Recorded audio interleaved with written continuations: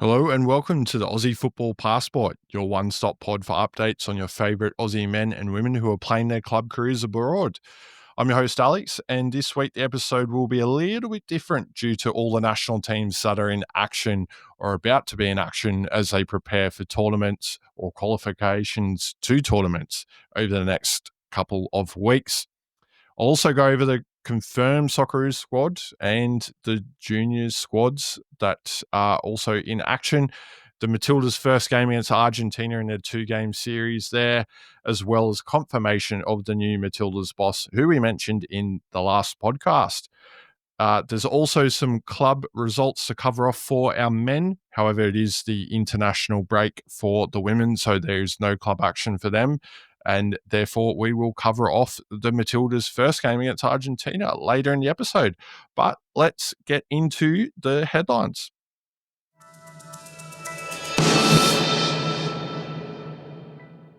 Joe Montemurro is confirmed as the Matildas coach as of today, in fact. So that is the worst kept secret in Australian football, but he does have a very impressive CV. He just wrapped up with Lyon, where he won the French league, of course, coaching Matilda Ellie Carpenter.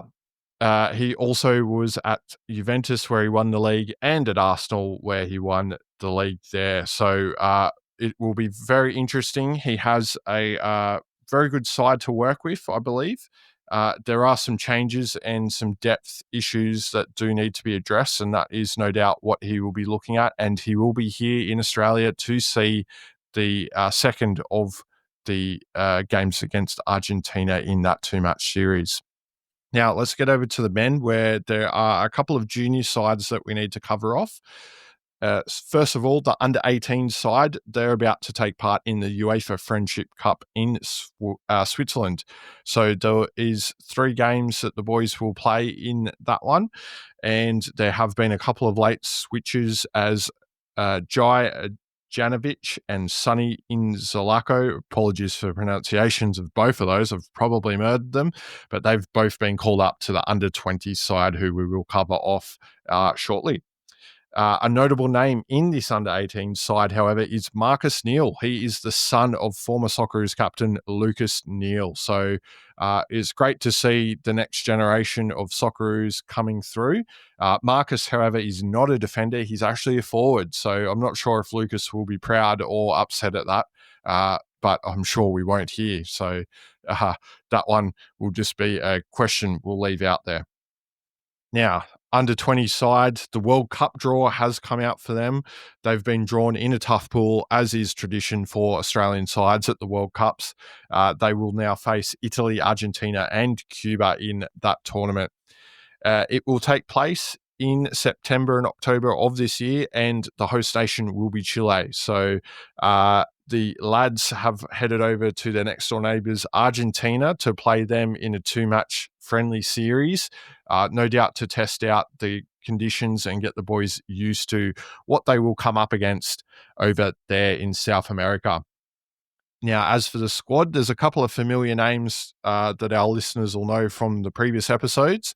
They are in the form of Jalen Pearman, of course, the man who is heading off to QPR in the English second division, I should say, or known as the Championship, and Marcus Yunus, who plays for the PSV youth side in the Netherlands. So there are a couple of absentees who were originally called up, but they have been promoted to the senior squad. Sorry, only one of these is promoted to the senior squad. That's Paul Ocon Engsler. The other absentee is Nestri Irankunda, who has pulled out due to an injury, which is unfortunate, but we will touch on Nestri later in the podcast. As for the under-23s, they have now found out their group for Asian Cup qualification. They will face the host nation, China, and they will also get Northern Mariana Islands and Timor-Leste. So those matches will take place between the 1st of September and the 9th of September. So keep an eye out for those, and we will cover them on this podcast for you. They are currently preparing for a 2-game series against South Korea in South Korea. And as is tradition with these junior junior sides, I should say. There has been a late change with Mohamed Toure being called up to the senior squad. He has now been replaced by Jing Reek from Melbourne Victory, fresh off the A-League Grand Final and an unfortunate loss there to his side. Now, let's head to the senior Socceroos squad, of course, and it has been confirmed after a 2-week training camp in the UAE. And let's run through a few of the notable names, with starting off with a potential debutant, I should say, in the form of Paul Ocon-Engsler. And he is, of course, the son of a former Socceroo in Paul Ocon. So very exciting. He performed outstandingly for the under-20 side in the Asian Cup in January, and he plays for Benfica B, the second or the reserve side for Benfica in the Portuguese second division. Now, Casey Boss, the brother of Geordie Boss, has been called up, fresh off the back of an outstanding breakout season for Melbourne Victory. He did play in that grand final, and a fun fact, he does play in a similar position to Geordie in that left back or left wing back role. So one to keep an eye out potentially if he makes the field in either of the games against Japan or Saudi Arabia. Now, let's head over to a couple of recalls for a couple of familiar names. Joe Gauci, he is returning after a bit of a mixed run with Barnsley, mainly due to injuries. The loan spell from Villa to Barnsley didn't quite work out probably as Joe wanted, but nonetheless, he has earned his spot in the Socceroos squad here. Now, Alessandro Ciccati, 261 days since his last appearance for the Socceroos, and he will return to that Socceroos defence, which is timely considering the nature of these two really tough games against Japan and Saudi Arabia. He is a welcome addition to this squad, considering the way he ended that season for Parma, helping them to avoid relegation from Serie A. Connor Metcalf, he returns for the first Socceroos squad since September for him. He had a leg injury which hampered his progress with St. Pauli. However, he did return in time for the last handful of games for St. Pauli, as they also fought off relegation from the top flight in Germany. Bit of a surprise selection, this one. Riley McGree. He's only played one game for his club side Middlesbrough in the championship since New Year's Day. However, we all know what Riley is capable of with that left foot. It is an absolute wand, and you can see why Tony Popovic has selected him. He could be a potential game breaker, even if it is for short bursts off the bench towards the end of a game. If it is locked in a stalemate, he is the kind of player you want in your side to break it open. Sticking with midfielders, Patrick Yazbek, the in-form man for Nashville in the MLS. He has earned his recall to the Socceroos squad, and he will be hoping to add to his 2 caps. Given his form, you'd imagine he will get a look in one of these games coming up. And Mohamed Toure, he is hoping to make his debut for the senior squad after being involved in pretty much all of the juniors national teams. So let's see if Mohamed gets any minutes in these Socceroos games. All right, so that is the headlines for this week. Let's head over to the weekly wrap.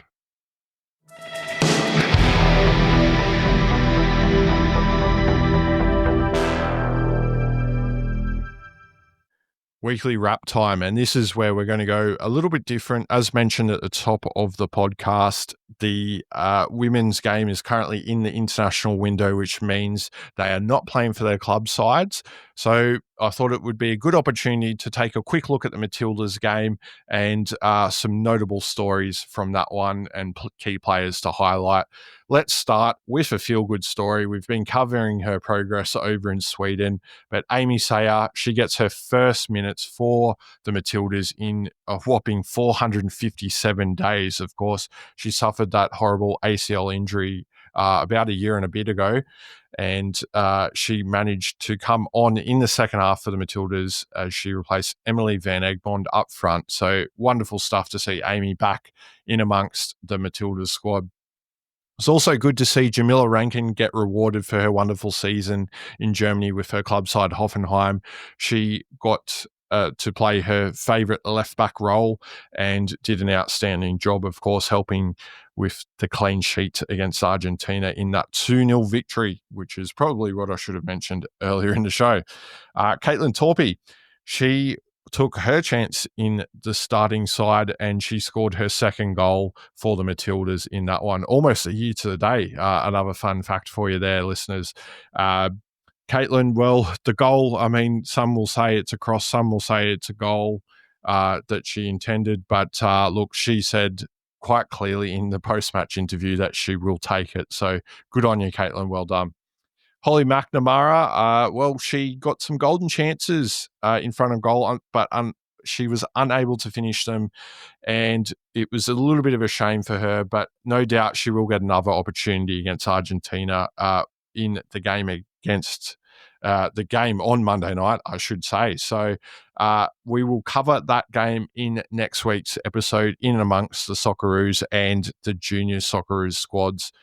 Plenty of news coming your way in relation to all those games, and no doubt, hopefully some transfer news as well. Now, let's head over to the men where the our season's still going, particularly in the US&A, where we saw a Socceroos derby in amongst Aidan O'Neill's midweek and weekend games. He got 90 minutes for his side, New York City FC, in their first game against Houston Dynamo, and he got 45 minutes against Nashville in that Socceroos derby. But however, him and Patrick Yazbek missed each other in that one, believe it or not, because Patrick Yazbek only got 45 minutes in that same game. Aidan O'Neill playing in the first half, Patrick Yazbek playing in the second half of that one. So unfortunate there. He did, however, get a full game against the Columbus Crew in the midweek fixture.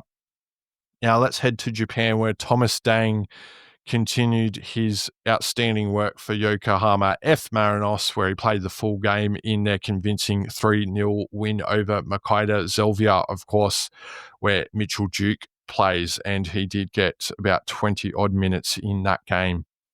Now, let's talk about what everyone loves about football, goals. In particular, we did also leave you on a cliffhanger in relation to the Scottish relegation playoff, and it involves Socceroos, both former and current, in the form of Ryan McGowan and Joshua Nisbet on opposing sides for Livingston and Ross County. We also had another Aussie in the form of Tete Yangi, who plays for Livingston. And where we left you last week, I believe, was the first tie was a 1-1 draw. There was a bit of controversy. A coach got attacked. But let's stick to the on-field stuff. And Tete Yangi in particular, he came off the bench and grabbed a crucial goal in that win for Livingston 4-2 against Ross County. A big impact, a big moment, and no doubt his name will be sung from the terraces as the Livingston fans look to compete in the Scottish Premiership next year.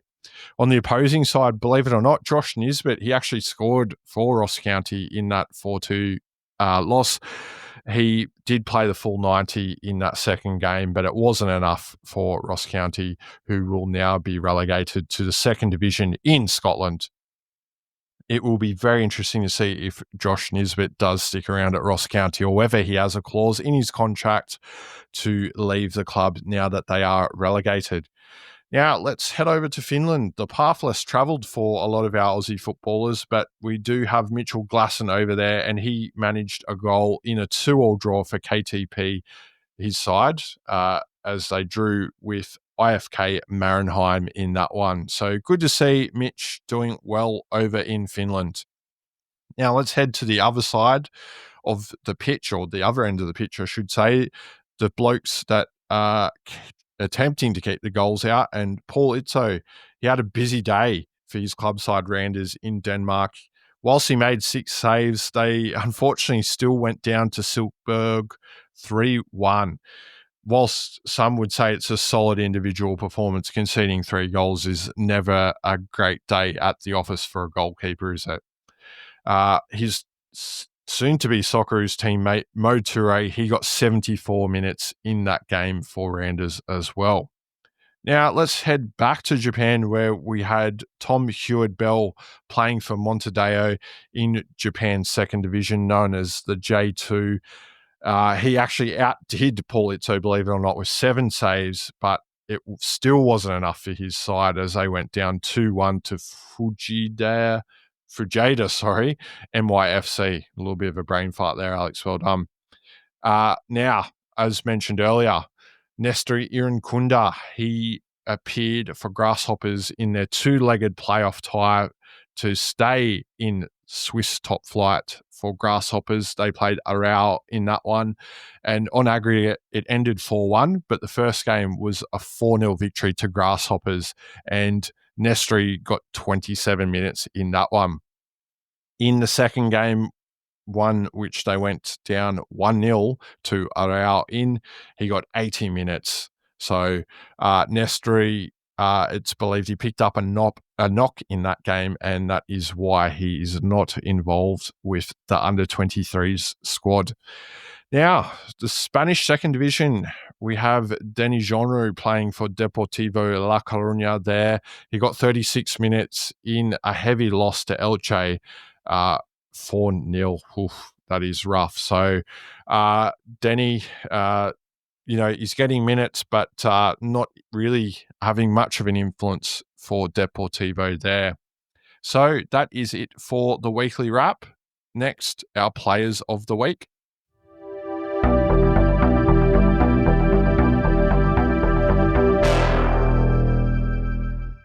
All right, players of the week, and we left you with the Spanish second division. Let's continue where our man Awa Mabil was on fire for Castellon as they won 4-1 against Real Zaragoza. It was an incredible game for Awa.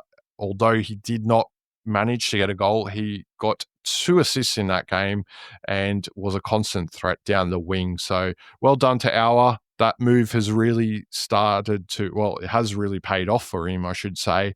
As for our women's player of the week, it was pretty hard to go past the Matilda debutant Carly Johnson, who managed her first goal for the Matildas in that 2-0 win over Argentina last Friday night. What a memorable debut for her, and she was a constant threat up front, as interim boss Tom Samani made mention of her during the selection. So Carly will no doubt be one to keep an eye on for incoming boss Joe Montemurro. She really caused a lot of difficulties for the Argentine defence in that first game, and we look forward to seeing more of her in the second game in Canberra. All right, well, a big week ahead as the Socceroos look to qualify for the 2026 World Cup. The first game is on Thursday, which will be 7 p.m. local time in Western Australia, in Perth in particular, and that means it'll be at 9 p.m. kickoff for the East Coast. So make sure you pencil that one into the diaries or on the calendars. We will need every bit of support in that game, hoping that it doesn't mean we have to get a result from Saudi Arabia away on Wednesday morning local time. That will be a really difficult task. So again, as I said, let's hope the Socceroos can get it done against Japan. That will be massive. And we will cover that along with the Matildas' second game against Argentina in that 2-game series in next week's episode. However, that is it for this week's episode of the Aussie Football Passport. I hope you enjoyed it. So make sure you like, subscribe, and comment on the pod. All your feedback is appreciated. Hopefully it's good. You can also find us on Spotify, Apple Podcasts, and YouTube. As for social media, we are on Facebook, X, and Instagram. All right, thanks for listening, and I will catch you next week. Goodbye for now.